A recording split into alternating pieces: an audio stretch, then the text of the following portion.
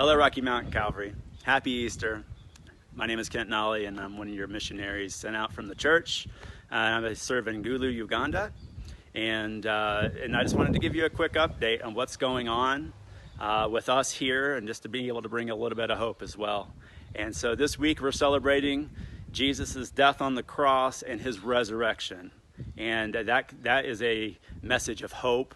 That's a message for people who are living in darkness, which is fear, which is doubt, which is anxiety and depression. And Jesus is the light of the world, and we have this message that he is the one who brings hope. He is the one who takes people out of despair and brings them into joy, brings them anxiety away from people, removes depression, and gives them a hope. And knowing that when he defeated death and he was raised again on the third day on that Sunday, man alive, what can stop us? Nothing. And so here we are in Uganda, where it's a very dark time, just like it is around the world. Our economy has been shut down for a couple of weeks now. People already live hand to mouth already.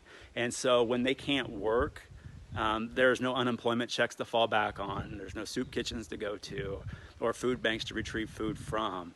It's just they're living on their stores and they're running out very quickly. And it's a very tough time for the Ugandans. And so for us, their ears are open to hear something of good news.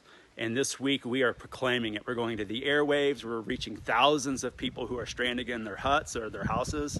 And they all listen to the radio because there are very few TVs here. People still listen to the radio. And we're going straight into their homes, and we're going to communicate who Jesus is and what he has done for us, and bring hope to them.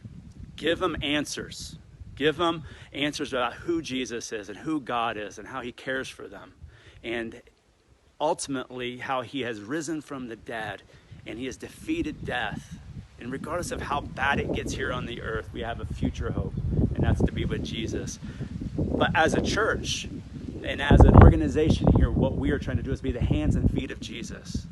And so not only are we going out into the airwaves and communicating the gospel, but we are helping feed a lot of people as well. 150 widows in our program. I mean, these are the least of these in the communities. They're getting food packages. They're getting discipleship on a weekly basis.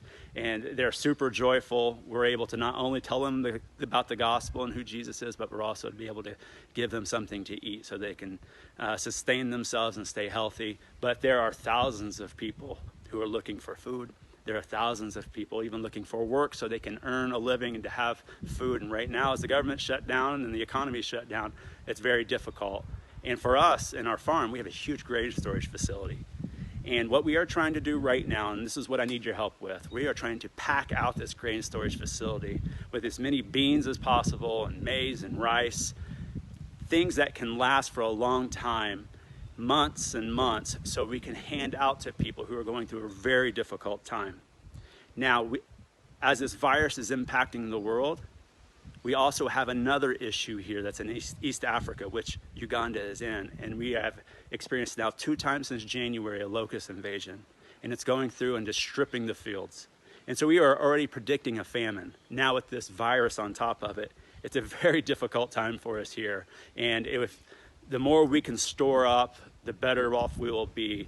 And ultimately, we will be able to feed people that are in desperate need, and we'll be able to tell them about the love of Jesus.